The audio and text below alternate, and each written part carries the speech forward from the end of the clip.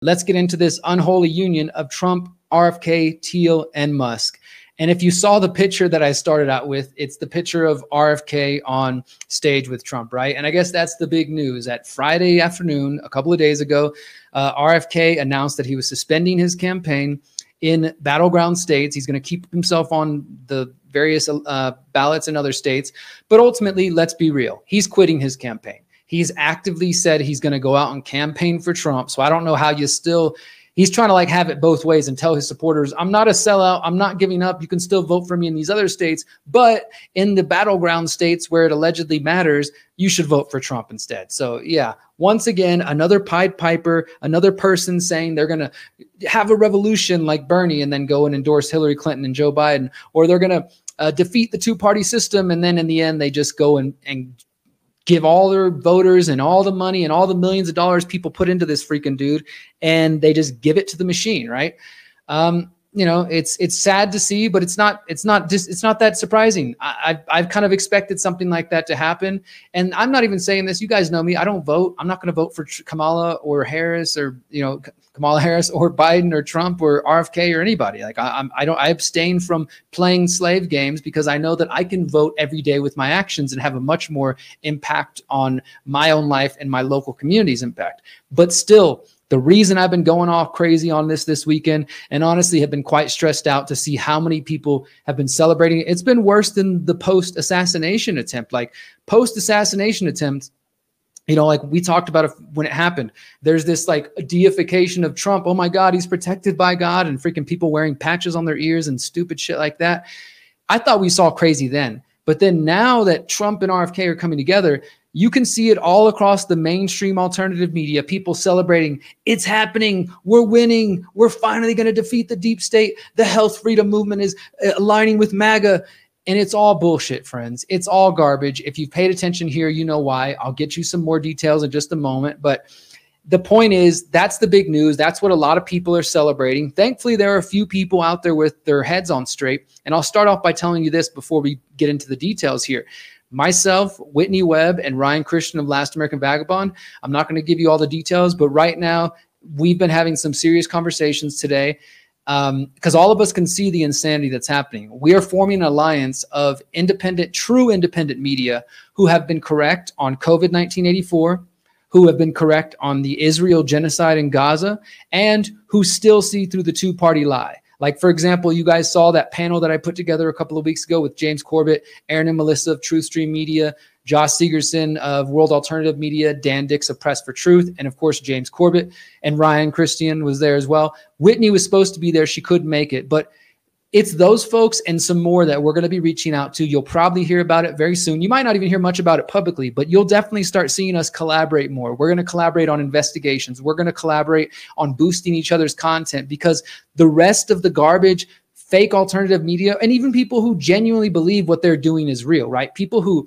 they get the message from Trump, they get the message from RFK, and then they run onto their channels and platforms. Some who have millions of followers, and they just, you know, celebrate, and they're pushing their audiences in this way. And I've seen it. I'm sure you guys have seen it in the comments out there, how many people are buying into this narrative. It's just so freaking crazy to me. So we are putting together an alliance of true independent media. Again, people who were right from the beginning on COVID-19 84, the Israeli genocide, and the seeing through the two-party illusion. So you stay tuned for that. There will be some big things coming, and we're going to spend September and October trying to get as much information out as possible, trying to counter as many narratives as possible. We even talked about setting up debates with some of these other people who are out there spreading garbage and trying to act like both sides are not being funded by the Zionists and the Bilderberg Group.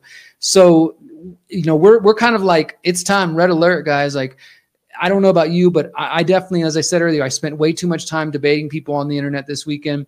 And I do that because I know that there are people out there who are still reachable. You know, sometimes people will be like, Derrick, you're wasting your time. And sometimes I am wasting my time. And like I said, it takes me to a place where I end up getting rude. I get frustrated and I have to step back. But ultimately, it's honestly because I give a shit and because I care. And maybe that's stupid. Maybe that's silly. Maybe that's naive. I'm not saying it's my job to save the world or anything like that. But I think that's those of us who are called to become journalists and content creators, we're not making a lot of money. We're not getting rich. Some people are out there, and not to say there's anything wrong with getting rich or making money. I definitely want to make more money than I am now, but most of us are not in it for that. We're in it just because we're passionate about this. We care. We want to understand the world better, and we want to help other people wake up and shake their chains off, right? So when I see this craziness, this hysteria surrounding Trump and RFK, and I see so many good people being led astray, as well as other people that I thought had some fucking common sense and had some principles falling for it, it's mind-boggling. I have to sit back. I do have to do a little prayer. I have to do a little meditation and centering myself and like, okay, I know this is a spiritual war. I know that the physical and the spiritual matter. That's what the conscious resistance is all about. And I can't let myself get dragged down with this, but I'm also not going to be silent. I'm also not going to ignore that they are co-opting the true freedom movement, and they're trying to pull as many people as possible to make it think that, quote unquote, we won. If Trump gets in office, we won. We defeated the communists. We defeated the deep state. And that's not the reality. The reality is that it is much easier for the predator class to sell their technocratic agenda if Trump wins. Because as we already see right now, so many people make excuses for Trump. I've posted this on YouTube, Facebook, Twitter, everywhere else in the last couple of days, just giving an example, saying like, you know, we've never seen this before. If I was to point out the crimes of George H.W. Bush, nobody's going to tell me you've got Bush derangement syndrome. If I was to point out the crimes of Clinton, nobody's going to say I've got Clinton derangement syndrome, and on with Obama, with baby Bush, and with Biden. The only person who's got that kind of cult around them is Trump. And look, I'll give it to you. Yes, partly that is because the media has attacked him for bullshit reasons like Russia, Russia, Russia. And, you know, okay, he had sex with a porn star or whatever. And that is all by design. They attack him for garbage, for things that they know are false or just they don't even really matter. But then they ignore the fact that he's a Zionist. They ignore all the actual things he's done that have caused harm and the corruption. And then what happens is the people who have a little bit of a brain, they're like, wow, I don't understand. Like, they're saying all these things about Trump and it doesn't really turn out to be true. Maybe I was wrong about Trump. And you're hearing this a lot from the mainstream alternative media, people who are like, oh, I used to hear that Trump was a racist. And then I looked into him and now, you know, I realize he's actually saying good things. It's all bullshit. They attack him over garbage. And then people react and they're like, oh my God, I can't trust the corporate media anymore.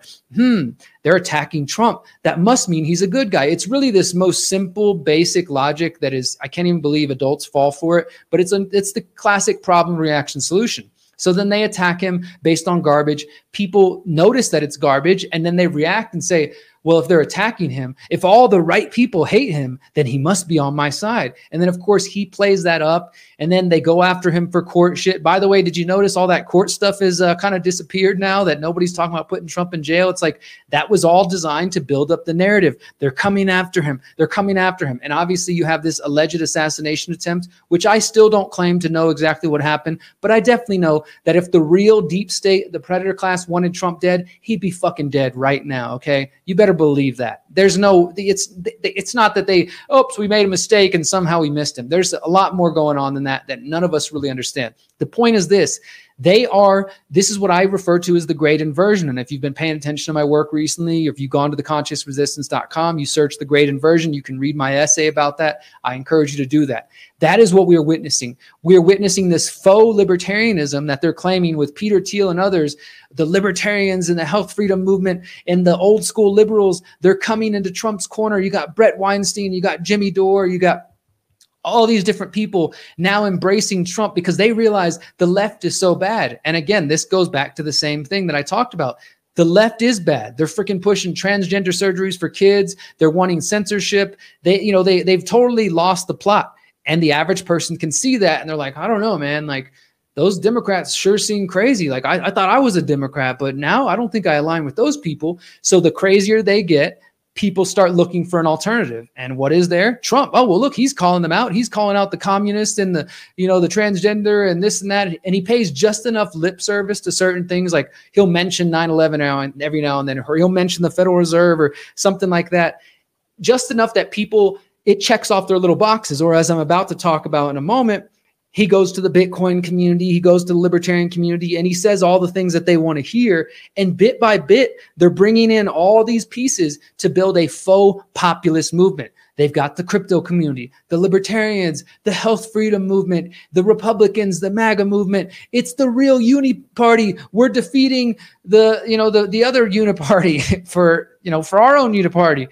And that is essentially my thesis. And it's not just me making shit up. There are facts to back this up. So let's get into some of those facts. Thank you guys for being here. Thank you for listening. I appreciate you. Absolutely, Tim Pool is a simp for Trump.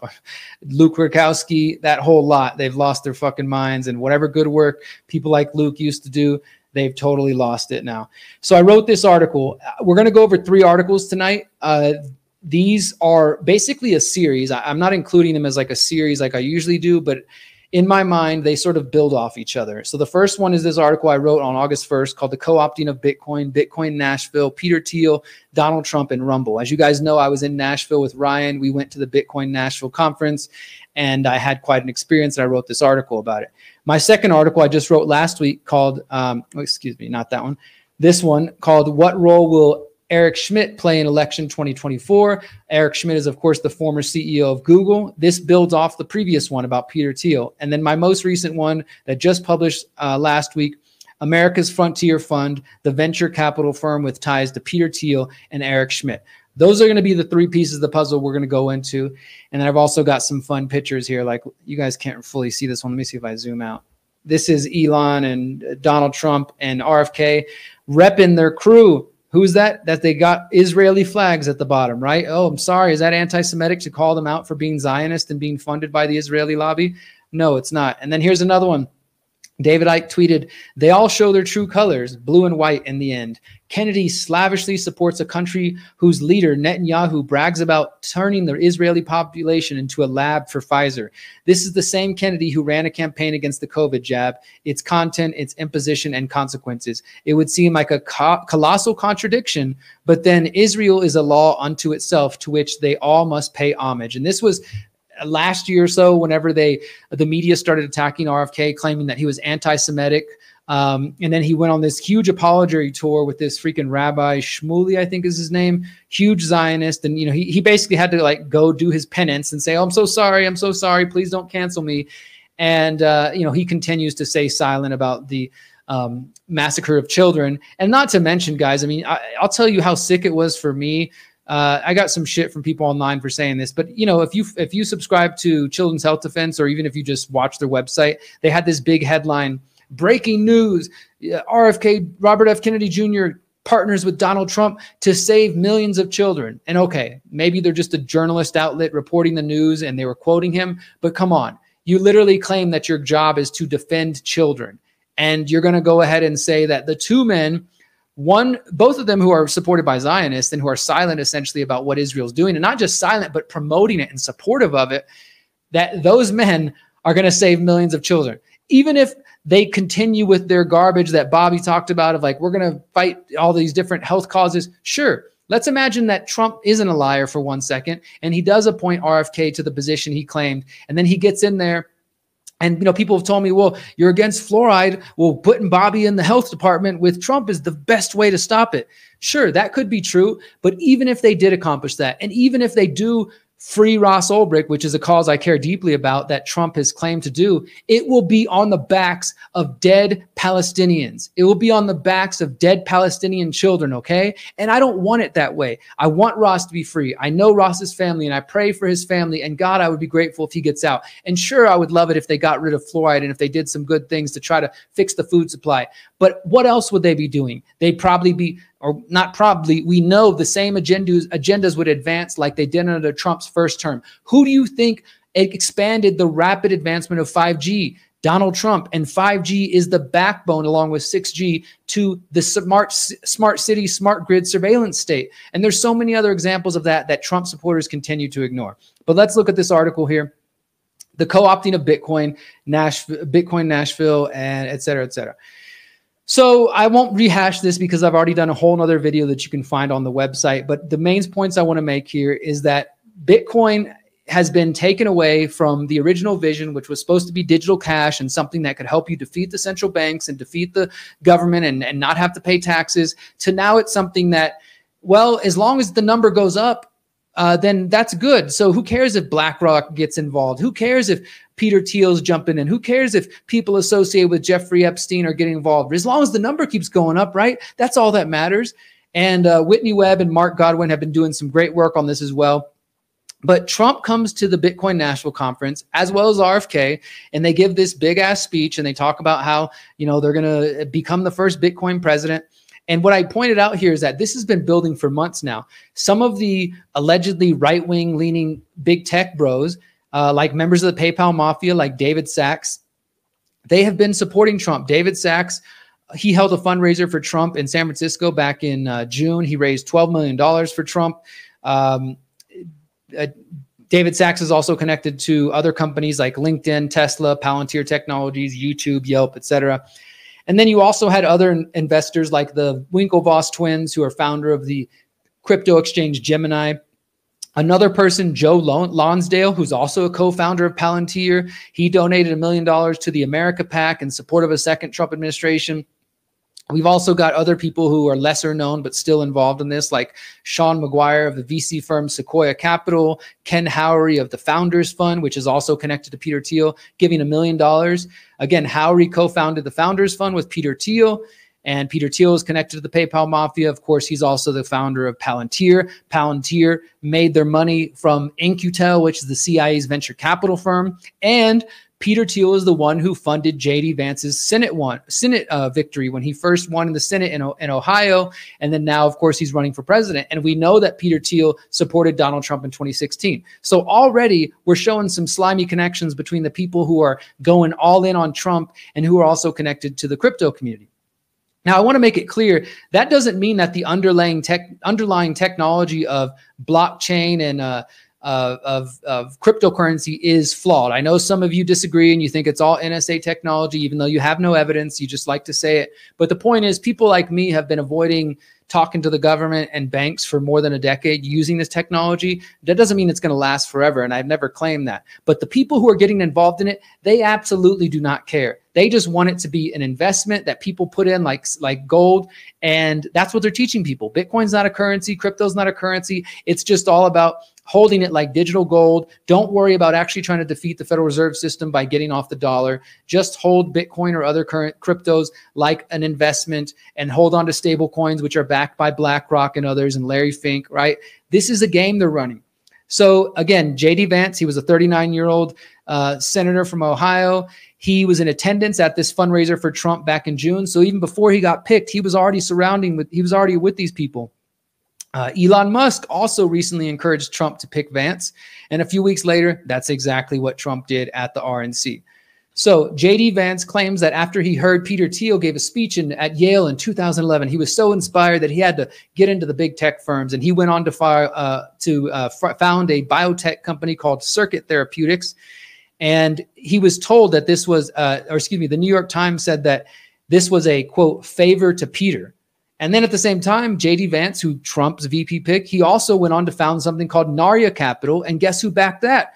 Google's Eric Schmidt and Peter Thiel. So Trump's VP pick started a venture capital firm, which was backed by Google's Eric Schmidt and Peter Thiel. So just if you look at Donald Trump's VP alone, it's clear that the same people who we've been all told, and most of us who've been awake for a long time, we realize the power of the Bilderberg Group, this secretive group that remained secret until just the last 10 years when they were forced to kind of make it a little bit public. Now they have a website. They release a very vague list of the topics they talk about. But generally speaking, we still don't know what they're doing. But they are made up of media, politicians, academics, all kinds of think tanks and stuff like that. This is at least the public face, like the World Economic Forum, of the power center. They are not the true power, but they represent the interest of the actual power behind the scenes. Because I'm sorry, my friends, but you've been led astray if you think the deep state just means the Democrats. That's a whole nother psyop that they pulled on people, getting people to think that the deep state is just the left wing. It's just the communists, the Democrats, right? That's more freaking garbage. So let's go on. Let's continue on to this. So again, Peter Thiel, Eric Schmidt, steering committee members of the Bilderberg Group. Peter Thiel gave $15 million to Vance's campaign. He also contributed another $1 million. David Sachs did of the PayPal Mafia to JD Vance. So you've got PayPal Mafia. You got all these slimy motherfuckers up in here funding JD Vance's investment and helping him get into office. And then, of course, steering him right to Trump as the VP pick. Is that not worrisome? Like, I just want to pause there for a moment because maybe I'm just crazy and maybe I'm just shouting into a freaking, I'm shouting at myself at the wall and I'm just wasting my time. But let's just take a brief poll here. I'd like to hear your thoughts, whatever platform you're watching on. 10 years ago, did it feel like there was a lot more people who were aware that the Bilderberg group was a problem? Like, I actually did a video that you can find on theconsciousresistance.com called "The Silence from InfoWars is Deafening." And this is because when Trump first got elected, immediately Trump started picking swamp creatures, people from Goldman Sachs. He picked the former governor of Texas, Rick Perry, which is where I'm originally from. Rick Perry was also an attendee of the Bilderberg group. And you can go back and find articles from InfoWars back in 2011 calling that out and saying, oh, Texas governor going to the Bilderberg group, he's a traitor. But then when Trump picked him to be his energy secretary, nothing, not a fucking article, not a peep from InfoWars about that fact. I mean, I really do think that the Trump deception, like the Obama deception before it, broke so many people's brains. But the difference is that nobody in the freedom movement, for the most part, I'd say maybe a tiny percent, fell for Obama and thought that Obama was going to be a hero. Maybe the first year, the first time, some people fell for it. But these days, there's no freedom movement people who are falling for Kamala. They're falling for Trump. That's why I focus on him so much, because people are like, oh, let me hear you talk about the left, Derrick, or you got Trump derangement syndrome. Well, the reason I do have a focus on him for the moment is because the fucking selection's going on. And so many of you are brainwashed and you think that these things don't matter. So tell me, do you guys think that more people were aware of the Bilderberg group 10 years ago? Because now when I tell people, they just brush it off. They just act like that's not a thing. That's not a red flag. Or they're like, okay, well, Zionists, they're all Zionists. What does it really matter? So I guess I'll just choose the lesser evil. And that whole thing that we all know is garbage, right? I don't know. Maybe I'm just crazy, but I feel like the truth movement, the freedom movement, the liberty movement, the conspiracy culture, whatever, was a lot more awake 10 years ago. And then things like QAnon came along and Donald Trump and tricked people and misdirected people to all kinds of false paths and dead ends. And now it's like people don't even want to acknowledge these realities. Like I definitely just feel like so many people are really turning a blind eye to this shit, man. All right, so let's continue on. So I'm outlining how I went to the Bitcoin Nashville conference and how I'm seeing all these slimy people getting involved in the Bitcoin community. And at Bitcoin Nashville specifically, you had shirts like "Make Bitcoin Great Again." Like, things are starting to become synonymous with supporting Bitcoin means supporting Trump. And to some degree, I get it. Like, if you're just a normie and you're like, but look, the Biden administration, Kamala, they're very unfriendly to crypto. They've been going after crypto users. There have been some high-profile arrests of Samurai Wallet, Tornado Cash. Things like Local Monero have shut down out of fear. And people associate that with Biden. And so they think, of course, Trump is going to be the answer. And all Trump has to do is come to a Bitcoin conference. He doesn't even freaking understand Bitcoin or blockchain. It was so obvious from his speech. He doesn't know what he's talking about. But he just says, I'm gonna, invest billions of dollars into Bitcoin and all this kind of things, and everybody cheers, and that's it. Now, let me point out a few other things, because Bitcoin Magazine, which is the organizer of Bitcoin Nashville, which is one of the biggest crypto conferences in the world, or at least in the United States, Bitcoin Magazine CEO David Bailey, he stated that his goal is to raise $15 million for Trump campaign. And guess what? At the end of Bitcoin Nashville, he said they'd actually raised $21 million. So they raised $21 million from the crypto community in just like 3 days alone. And he said that the vast majority of these funds came from a combination of industry and whales/OGs. And whales is, of course, a term for people who've got a lot of crypto. So the CEO of Bitcoin Magazine is out there pumping Trump and saying, we're going to raise all this money for him. And by the way, and this hasn't been reported elsewhere, and I'll probably do an article later, but Whitney Webb's writing partner, Mark Godwin, he was the former editor at Bitcoin Magazine until just a few weeks ago. In fact, if you guys go back, look at Whitney's articles with Mark at unlimitedhangout.com, and you'll see in Mark's bio, it says former editor at Bitcoin Magazine. Now, nothing has been published. You can go to Bitcoin Magazine's website, and they still say he's the editor. No, there's been no press release issued, but I happen to know that he was let go, and that Bitcoin magazine refused to publish an article from Whitney and Mark because it called out all this stuff. It called out the corruption within the community. Whitney was supposed to speak at Bitcoin Nashville, and so was Mark. And all of a sudden, they're no longer speaking. All of a sudden, Mark's the former editor of Bitcoin magazine, and they chose not to publish one of Whitney's most recent articles, not the latest one, but the one before that. If you go back a couple of weeks ago, that hasn't been reported anywhere else. And I've been talking to the two of them and saying, we need to get this out because people need to understand that Bitcoin magazine is corrupted, especially because so many people support Whitney. And here Whitney and Mark are trying to expose certain things about the industry. And they're like, nah, sorry, we're not going to publish that because we're too deeply tied to those people. That's some important information. Somebody needs to get that out more. I'll probably write an article soon. Now, another person backing Donald Trump is Howard Lutnick. He was the CEO of Cantor Fitzgerald. This guy pledged to give billions of dollars to Bitcoin. He's also invested in Rumble. This article goes deeper into the Rumble connection. I think I'm done with this one for now. But my point is you can kind of start to see that the Bitcoin community is now going all in on Trump. They're being told that this is some kind of populist movement. But in reality, the Trump people and the crypto people are tied to Palantir, tied to Peter Thiel, tied to the Bilderberg Group. There's multiple connections overlapping with Google's Eric Schmidt.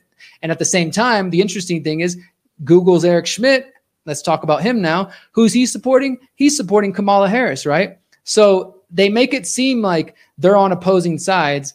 And maybe they are to some degree. Maybe they don't like Trump. Maybe he prefers Kamala. But at the end of the day, Eric Schmidt, this little guy here with no chin on screen, he is a steering committee member of the Bilderberg Group as well. So think about that. If you guys understand the importance of the Bilderberg Group, they're funding Harris and Biden. They're funding Donald Trump. Do you think it's going to fucking matter who you choose?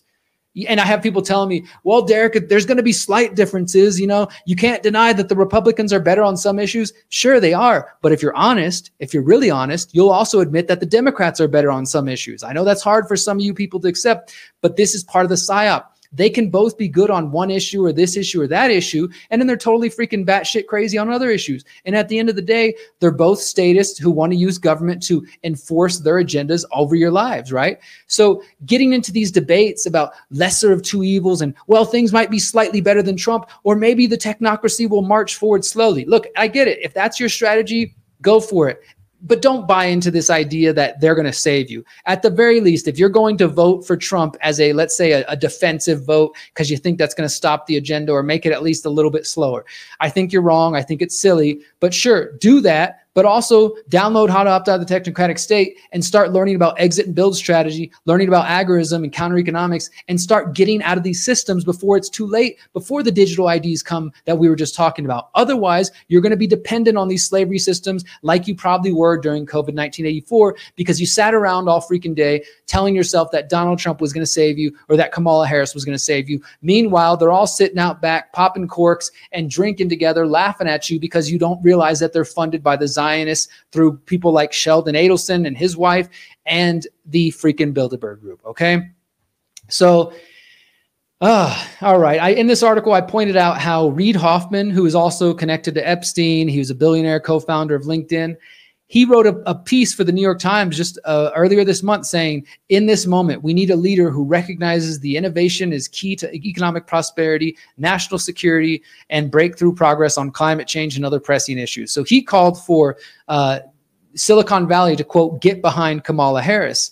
And well, some of the people are listening. You know, again, we've got this Silicon Valley, the Peter Thiel, PayPal mafia on one side, they're going towards Trump. And then the other folks are going towards Harris, but you've got the obvious connections to the Bilderberg Group. Eric Schmidt, who, by the way, wrote a book called The Age of AI and Our Human Future with Henry Kissinger, who's the now deceased former Secretary of State and war criminal. That's the kind of company that Eric Schmidt keeps. And Eric Schmidt has been a longtime Democratic Party funder. He has donated to Republicans over the years, but most of the times he's donated to Democrats, including in 2020 and 2022. He donated millions of dollars to the Democratic Party. And he actually participated in a task force earlier this year that was specifically focused on how to help the Democrat establishment better understand how to win elections, specifically using AI, because this dude is a huge proponent of AI. And he, as I talked about earlier, remember, let's go back how we were talking about digital IDs a couple of moments ago. and these digital IDs rolling out, and how these IDs might be used to help you access the internet and proving you're who you are. Well, look, Eric Schmidt, Bilderberg Steering Committee member, he was involved in an event at the Aspen Institute in April with Hillary Clinton, by the way, talking about the threats of artificial intelligence posing to elections. So they're kind of playing this up. AI is going to impact the election in the same way they're claiming Iran's going to hack the election. And interestingly, Eric Schmidt also sits on the board of something called the Institute for Global Politics, which was founded at Columbia University. And Hillary Clinton is currently the faculty advisory board chair. And if you understand the history of technocracy, it goes back to Columbia University. But you've also got this swampiness, hanging out with Kissinger, hanging out with Clinton, et cetera. And Eric Schmidt warned that the problem of election misinformation is only going to get worse, potentially even for this election. And he basically said that we need to use blockchain technology to track content creation in an attempt to stop fake news. And as I talked about earlier, look, crypto, blockchain, it's a tool. It can be used by the psychopaths, but it can also be used like Odyssey. I'm streaming on Odyssey right now. That's a blockchain-based platform. It's censorship-free. So it's important to understand that. But Eric Schmidt, before he attended this meeting with Hillary Clinton, he also wrote a piece last, I think it was October, for MIT. And it was about how to fight election misinformation. And he detailed a 6-point plan of how we can fight election misinformation. And one of the first things he said was, under a section called Verify Human Users, quote, we need to distinguish humans using social media from bots, holding both accountable if laws or policies are violated. And how do you think that's going to happen? Identify human users? Probably through these freaking digital driver's licenses or some form of digital IDs.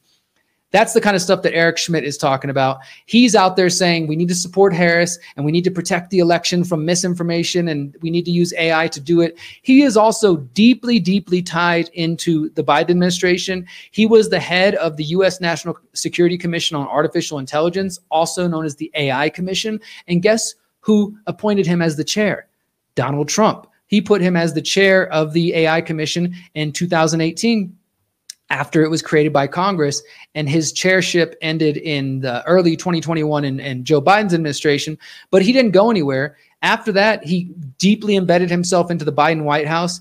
Even though he's officially not in there, he's funding all kinds of startup companies, like one is known as Rebellion Defense.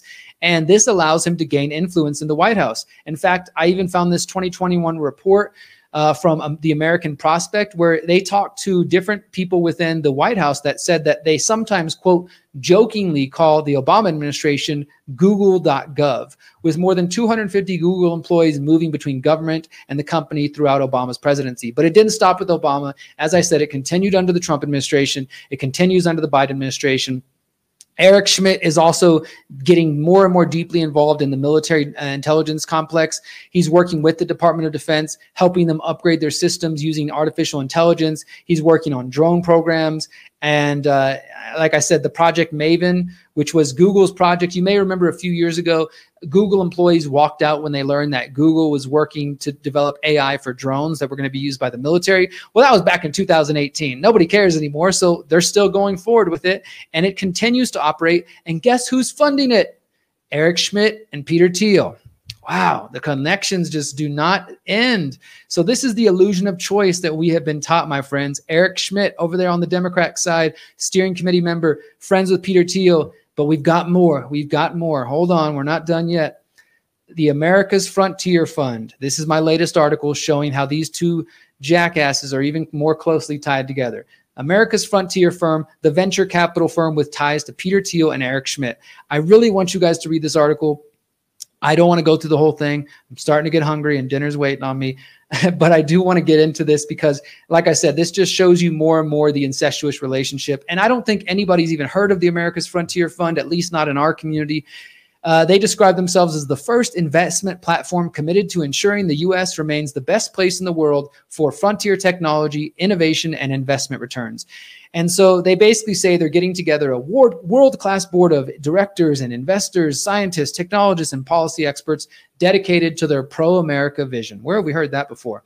And they started something called the Frontier Fund One, which is all about funding groups, companies that they think can help their agenda to protect and project America's national security.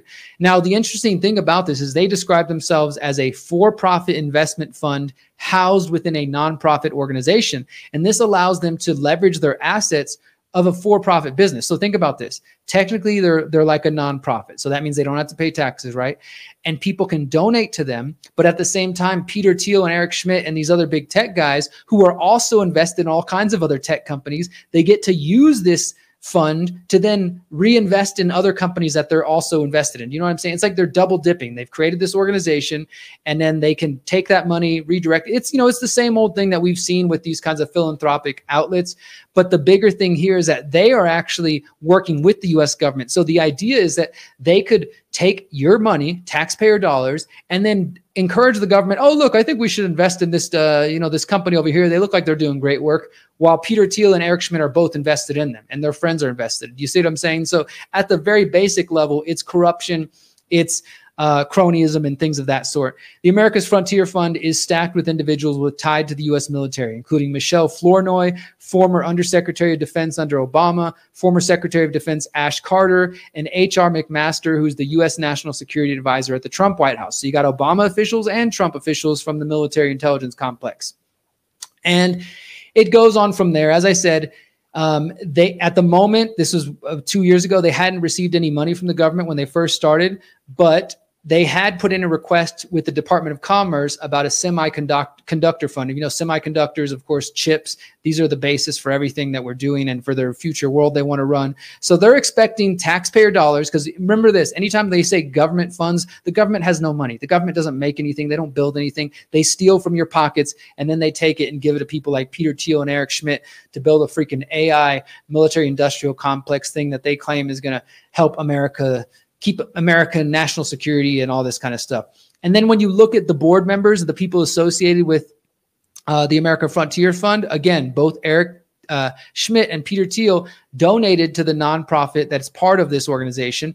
Even though they're not on the board of directors, when you start looking at the people involved, you can see that this is their whole crew. So a guy named Jordan Blaychek is the president and CEO of America's Frontier Fund. He was previously vice president at Eric Schmidt's Schmidt Futures, which is a philanthropic outfit he created with his wife. Eric Braverman is on the board of directors, and until 2023, he was also the CEO at Schmidt Futures. He also formerly worked at the Clinton Foundation. And I mean, the shit just goes on and on. But there's even more scary connections here. In-Q-Tel. Those of you who know, you know. The In-Q-Tel is the CIA's venture capital firm. This is when the CIA says, hey, we want to invest in different companies, again, using taxpayer dollars or money that they've stolen from overthrowing other governments from other taxpayers in other parts of the world. They can go invest in companies. And as we know, the CIA invested in a company called Keyhole Inc. back in the day. And Keyhole Inc., what did they become? Google Earth, right? So a lot of times the CIA will invest in big companies or startup companies, and they'll give them their technology, and then all of a sudden it becomes something great. Like there's definitely some theories and some tangential evidence that the Department of Defense program known as LifeLog essentially became Facebook. And then we know that, again, Google Earth came from money from the CIA. Now, Eric Schmidt, he has a very close relationship with the In-Q-Tel. He's an investor of a chair of the company called Sandbox AQ, which is an AI company that received backing from In-Q-Tel in 2022. Said that Sandbox AQ would help sell its technology to the U.S. government. So there's just this back and forth of your money going from criminals and psychopaths to AI, big tech, military industrial complex. Peter Thiel's own company, Palantir Technologies, which is a private surveillance firm, they received 2 rounds of investment from In-Q-Tel, from the CIA, which were worth more than $2 million at the beginning. And according to a 2016 report by the Wall Street Journal, numerous individuals working for In-Q-Tel also have financial investments in the companies that are getting backed by the CIA. So I think I'm making my point here. I could go on showing you that Gilman Louis, who was previously the head of In-Q-Tel, he was also one of the 15 commissioners in the AI Commission with Eric Schmidt. He's working closely with Eric Schmidt on the America's Frontier Fund. As I said, Eric Schmidt has influenced the Obama, Trump, and Biden administrations. And now they're focusing on going international. I mean, this article covers more and more, but let me just wrap up with this final part here. I wrote, with technocrats like Eric Schmidt, Peter Thiel, and Gilman Louie involved in the funding and steering of America's fund, it is likely that the fund will be a tool to expand the interest of the U.S. military and intelligence networks. Armed with billions of dollars of taxpayer money, extensive connections to the aforementioned networks, and a technocratic worldview, we should expect to see the influence of the America's Frontier Fund for years to come.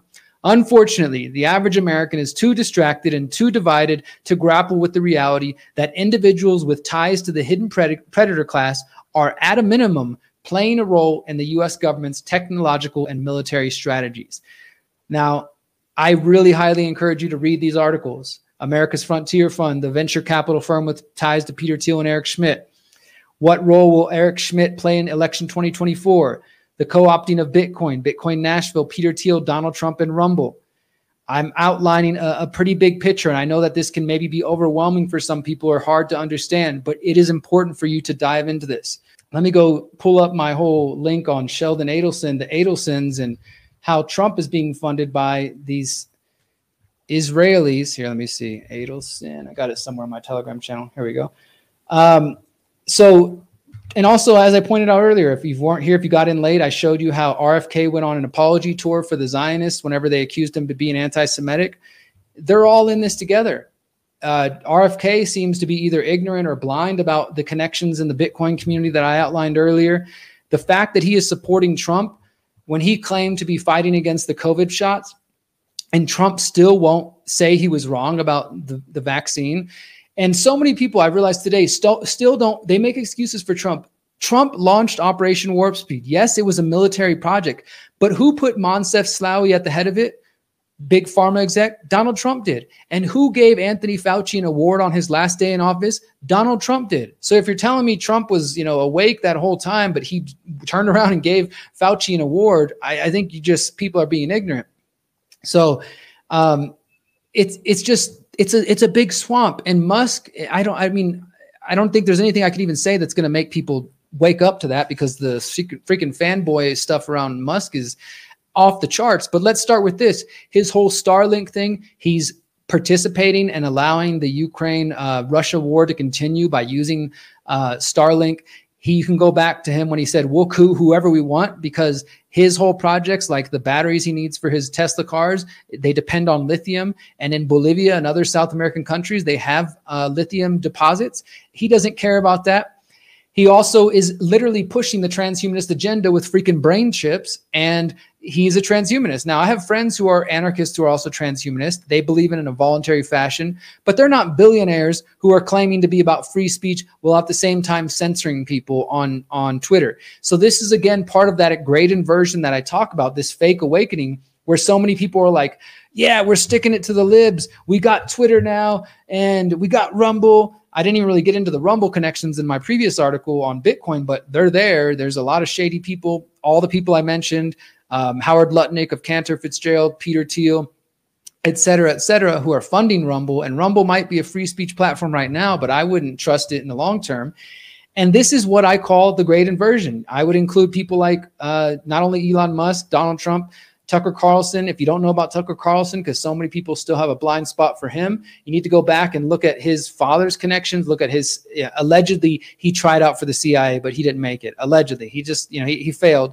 So the connections are pretty prevalent. This is my article, What is the Great Inversion? Again, I encourage you to check it out if you're not familiar with it. If you haven't seen it, it's at theconsciousresistance.com. I get that some of you aren't going to buy into it. You aren't going to believe it. But if you're paying attention and you see what these people are, you judge them by their actions, not by their silly fucking words and the things they pretend to be, then you can see who they are. This is part of the false light. The obvious darkness is the Democrat progressive craziness. And now we're moving into this false light, this false awakening, what I call the great inversion.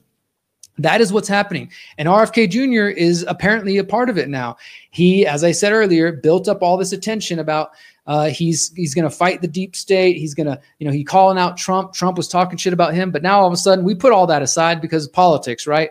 And then I get people lecturing me about, Derrick, you can't be idealistic forever. You and your silly principles. Oh my God.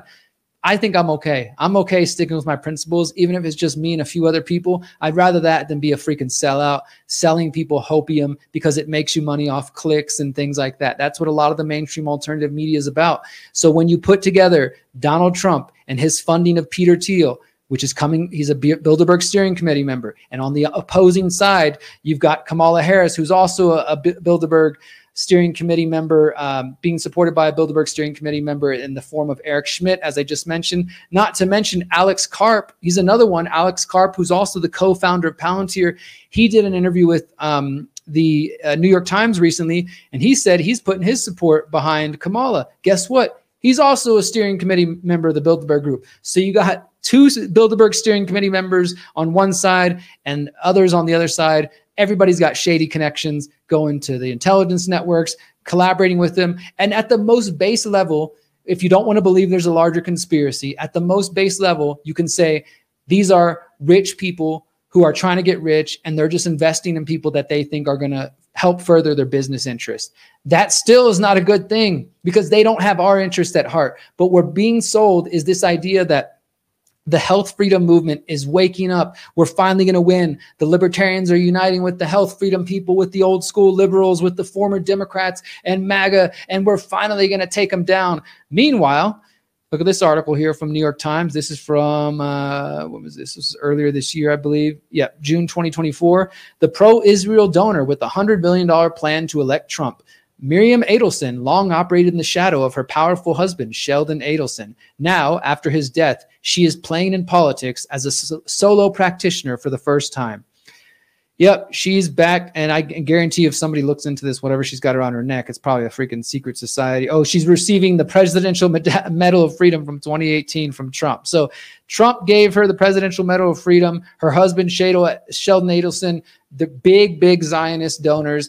These are the kind of people that are putting their money behind Trump. They're also putting their money into RFK. They're also putting their money behind Kamala. So you tell me how you're going to get something different by voting for people who are literally being funded by the same party. You tell me that that's the awakening, that we're finally winning, we're defeating the deep state, when the literal fucking deep state is funding them. Do you get that? Do you fucking understand? Go to thepyramidofpower.net. Watch all 14 episodes. Stay tuned for the last couple if you're not getting it yet, because we're going to show you who's at the top of the pyramid. And guess what? Not all the way at the top, but up there high, you see the Bilderberg group. You see the Zionist lobby. Israel was created by the Rothschild family, funded by them. That whole fucking movement, which is allowing people to turn a blind eye to genocide, to death, to killing of people. No, it doesn't justify anything from Hamas or anything like that. And before somebody says that, but you are making excuses that you are allowing this system and these people to dehumanize you by participating in it, by supporting in it, and by making all the fucking excuses I've been hearing for the last 3 days every time I try to reach somebody. Since 2012, the Conscious Resistance Network has been an independent media organization focused on empowering individuals through education, philosophy, health, and community organizing. We work to create a world where corporate and state power do not rule over the lives of free human beings. Our motto is leading by example and helping others in their pursuit of freedom.